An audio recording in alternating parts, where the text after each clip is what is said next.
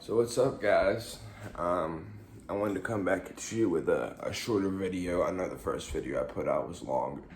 I know that a lot of you guys may not have wanted to sit through an hour of me talking, running my mouth. You don't even know me. But I'd like for y'all to get to know me more, so I'm gonna make more short videos. Hopefully y'all can get into them. I'm still new to this whole YouTube thing. I watched a lot of the prison channels, I love Badger, I love the Dago Viking, 23andMe Death, that's that dude. But I kind of wanted to take a different approach to, recovery and whatnot. And, everyone talks about, the West Coast and the East Coast. Well, I've got to live both. I got to live California and North Carolina. And I've also been to, Florida, Tennessee, all those states and stayed. I love Tennessee. That's a beautiful state. But that's not the topic that we're talking about. I kind of wanted to talk about how some people would say lucky, but I would say I was saved by God's grace. There was so many times during my addiction that were, some of them are funny stories, some aren't funny stories, but it was just something was looking out for me. And that's why it was so easy for me to grasp the higher power whenever I got into recovery. Basically, there was one story where we got set up. It was supposed to be, they were trying to catch us with a bunch of heroin. Basically, we ate all the dope. As they're pulling in, we waved at them and everything. They're drawing guns on us, watching mainly my cousin swallow all the damn dope. Just watching and pull guns on us, took us out the car. And he's looking back at me, smiling. I'm looking at him, smiling. There's a little bald cop in front of me. There's me mugging me, trying to scare me. He kept asking me the same questions over and over. I told him I was looking for an apartment. He was like, out here in the middle of this hood, looking for an apartment at 9 o'clock at night. I just nodded my head. And I was like, yeah. I was like, bro, I scrap metal all day. So you see that metal in the back of my truck? So I scrap metal, and that's literally what I did. I scrap metal all damn day. So they ended up that night, all they could get was I had to suspend the license. They took my license from me. And I remember him telling us, the main officer, the sergeant, he was like, you two boys, your skin color shouldn't be on this side of town at this time of night. And then he tells us to walk out by ourselves. And he's like, we're gonna come back and make sure this truck's still here, running his mouth, blah, blah, blah. And I remember I was homeless at the time, and that was another one of my excuses. I was homeless looking for an apartment. That's why I was out so late. But they didn't catch us with shit except for that. I took my bag, I put it over my shoulder, and walked out the hood. And about 9 o'clock at night, and I walked to a Bojangles, caught up one of my friends, and she came pick me up, got another friend to go get my car, and we followed her in my other friend's car so they couldn't see my truck, and got my truck parked. And that's actually whenever it came out to the family that I had been using heroin, because that's right, whenever I didn't have a vehicle to get me anywhere, so I had to sit at the house and wait for people to bring me dope all day. People don't want to come all the time and drive to you unless you're getting a lot. And at the time, I would get just a couple bags a day. So people don't want to drive multiple times a day to keep on giving you bags whenever you can hustle up some money, because I didn't have a job. There's other stories is one time, me and my other buddy were actually on the college. We were at a party one night, and we were going to re-up some of our drugs that we had, and I just told him, I was like, I had a gut feeling, man. I'm like, dude, we're gonna get pulled. We can't do this tonight. And he's like, no, we'll be all right. We'll be all right. I'm like, bro, your tail light's out. We're gonna get pulled.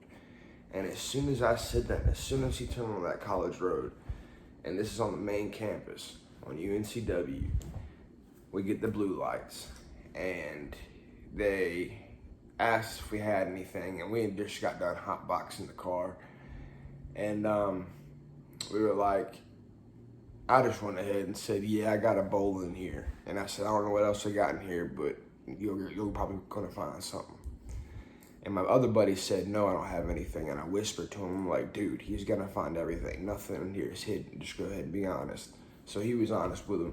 Took us out the car, and since I am and was an active gang member at the time, they brought the gang task force. They brought a sergeant out there. They brought a narc officer out there, and he's just the campus police. And we were in handcuffs. I remember earlier that day, we had traded, I had a stomach ulcer at the time, and we had traded this guy one substance for another substance, some Xanax for some weed, and he gave me some probiotics, and he just put them in a normal, Ziploc bag, and they were in the glove box. And I forgot all about that. Well, they pulled a machete out, they pulled 2 scales out, and they pulled 3 bowls out, and then next thing you know, he pulls this bag of pills out, thinks that he just fucking hit the mother load. I mean, it was about that much pills in it. And he thought he hit the mother load, and I was like, fuck. I was like, what are those? Did this dude just set me up or something? You know, I got all these things running through my head. I was thinking about running, but as soon as he said, whose are these? I said, mine. You know, whenever I get in trouble, I take the blame for it. If we're boys, you know, and it's mine, I'm not gonna say it's his. It's mine automatically. I take, even if I'm riding with a woman, I won't let a woman take the charge. That's just how I was built, how I was raised. And anyways, they had us cuffed up, and in the back of the car, he comes up to us about 5 minutes later, and he goes, I'm gonna cut you guys a break. He says, here's what's gonna happen. He says, you are charged. You're being charged with possession of a weapon, possession of marijuana, possession of paraphernalia. But he said, I'm not gonna take it in tonight. He said, but if you come back on this campus, I'm gonna give you a trespassing charge. And he said, all these charges are gonna come back, but you are officially charged. You're just not going downtown tonight. And he said, stay out this campus for a year and you're okay. And sure enough, stay out the campus for a year, nothing else happened. And that's just times that God looked out for me, you know.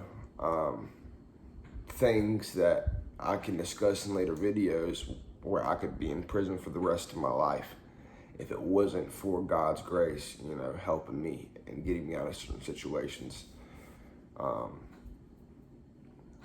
I give thanks to God every day. You don't have to believe in my God, you know, who I choose to call Jesus Christ. You don't have to believe in that. You can believe in anything you want. You can believe in the sun. You can believe in the water. But as long as it's a higher power to you, and you can talk to it, and it can bring you some sort of peace, some sort of clarity, then do it. You know, I'm not judgmental. I don't judge anybody for anything they do. I got a lot of stories, you know. I want to get out there and whatnot, and show how you can go through all this stuff and you can still get a lot of help.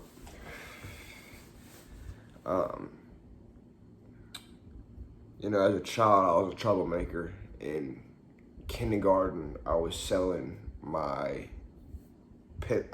selling the nice little pencils where you pressed a little eraser and the leg came out, and the nice erasers. I was getting my mom to buy me those all the time, and I was selling them at school for like 50 cents a piece. And I was in kindergarten, I was doing that kind of stuff. So it was, you know, remember one time we jumped a kid. I still feel good to this day about it. But one day we told this kid we were gonna play Star Wars with him. We were in first grade. And next thing you know, we get a bunch of sticks, and next thing you know, this little kid's on the ground in fetal position, and we're beating him with these sticks. And it was just kind of like, you know, Mom, or did you see this coming? You know, I mean, I definitely was going down the wrong path at a young age, but I didn't feel like it because there was a lot of great times in my childhood, you know, playing basketball and being a very good athletic I played football, played other sports too, you know. And I miss being athletic. But, you know, whenever you do drugs, it takes away all motivation. It takes away everything. And you start seeing yourself, because, for instance, for me, I didn't fit in with any certain group of people. So whenever you start doing drugs, you fit in with those drug addicts because they're doing the same damn thing, and they don't give a shit who you are as long as you got money in your pocket, as long as you're using and you can help them get high. You're all friends. You're all best buds for that day or that night, that month, whatever. I can't tell any people that I've been best friends with for a month just because we were getting high together and we made each other and clicked. You know, that kind of stuff. That's kind of what led me away. Was I started getting these, you know, what I thought was how my cool friends, but mine was distorted the whole time, and I thought they were the coolest people in the world. And I put my faith away. I put everything I was interested in away. I used to train MMA. I used to take karate. All that good stuff. All the hobbies that I liked, everything went out the window.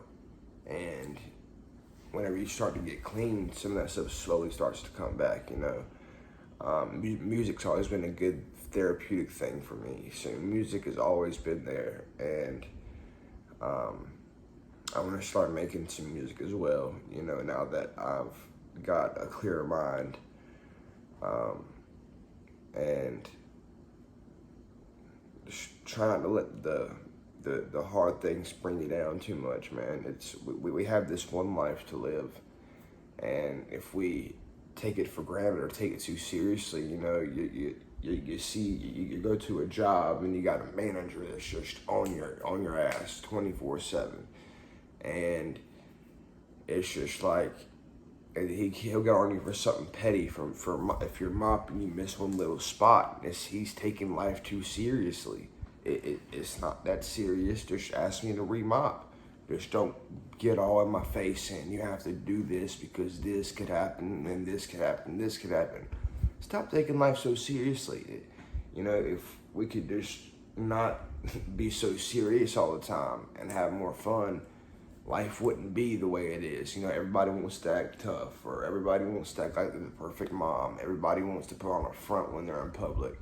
And for me, from my point of view, I have seen so much, like growing up in church, seeing kids with their hands up in the air praying and singing and going along with all that. I never did that because I always wanted to stay true to myself.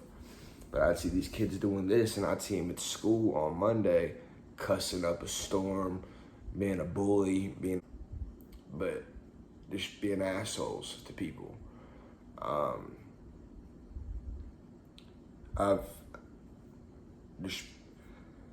The things I've seen in my life, you know, it has taken a lot for me not to have anger and start have anger towards the world, because, you know, I could go outside right now and meet a neighbor and they'd be nice as they could be to my face, and they walk in their house and go tell their husband or wife, oh, that motherfucker, he's got tattoos and stretched ears, he's a piece of shit.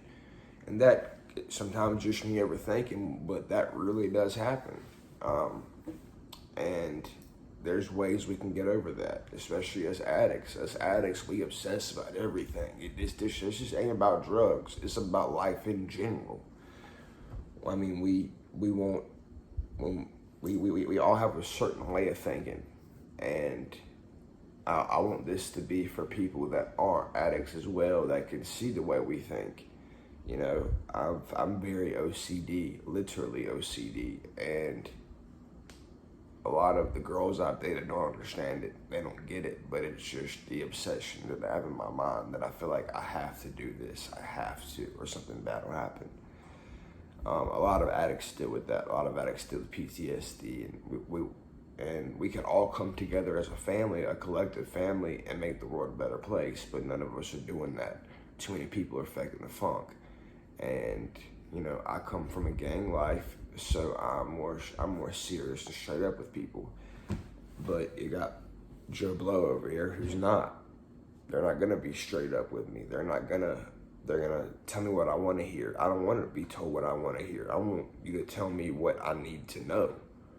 I want honesty. I want honesty, and I want you to be 100 with me all the time, or I can't fuck with you. You know, this has just been a random video. Honestly, I just wanted to shout out at y'all again. I'm talking about the honesty. So I've seen people, you know, I've had family members and whatnot, everything, they say they're being honest with you. And that honesty, and whenever you find out that somebody very close to you is not being honest, it can really I've seen friendships, and in my family, I've seen families destroyed because of honesty. And I don't know why people choose to lie as much as they do, but being honest and being 100 is the biggest thing that anyone can do in this day and age. Because if we're not going to get anywhere. We're going to keep going in circles. It's going to be nothing but circles. We're just going to keep getting told lies. I mean, even the methadone clinic I go to, they give me the runaround 24/7 because they don't want to tell me straight up the truth for whatever reason, you know. And if I don't know what that reason is, how can I fix it? How can you fix certain things by yourself if you don't have somebody telling you? Like if you are in recovery and you go out to get a sponsor, you need somebody to tell you exactly what you need to do. You know, if you got a timid if you're a big guy, like I'm a bigger guy, you know, and whatnot. So if I went out and got a timid little sponsor and he's too scared to tell me that I need to straighten my ass up and I need to do this, that, and the fourth, or something bad's gonna happen, you know, that I'm gonna relapse, then how far is my recovery gonna go? Nowhere. That's why whenever I choose to get a sponsor, I like my sponsor to say, you're gonna do this, you're fucking up, you're being a jackass. And that's what we need. We need more people like that in this world. And if we have more honesty, instead of people beating around the bush or being passive aggressive to someone because they're mad, to say I'm mad at you for something you did last week, so I'm just passive aggressive, instead of us just handling it one-on-one. Nobody does that anymore, you know?